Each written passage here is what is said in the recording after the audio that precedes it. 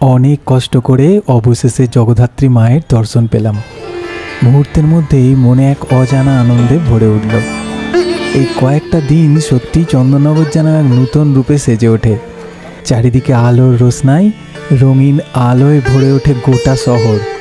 প্রতিটি মোড়ে, প্রতিটি রাস্তায়, প্রতিটি প্যান্ডেলে এক একটা গল্প, এক একটা থিম যেন মায়ের আরাধনায় এক নূতন দিশা দেখায়। তেমনই এক বিখ্যাত প্যান্ডেলে পৌঁছে গিয়েছিলাম, হেলাপুকুর ধারের পুজো মণ্ডপে। এই বছরের থিম ছিল ট্রাইব, জনজাতির জীবন, যেখানে শিল্পের ছোঁয়ায় ফুটে উঠেছে তাদের জীবনযাত্রা, সংস্কৃতি আর বিশ্বাস। আর এই মনোমুগ্ধকর পরিবেশেই অধিষ্ঠিত মা জগদ্ধাত্রী।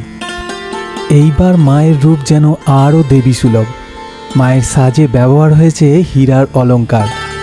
আর তাই এবারের মা জগদ্ধাত্রী পরিচিত হয়েছেন হীরা মা নামে। বিগত কয়েক বছর থেকে এই পুজো মণ্ডপটিতে মায়ের অলঙ্কার সোনায় ভরা ছিল, তাই নাম দেওয়া হয়েছিল সোনা মা নামে।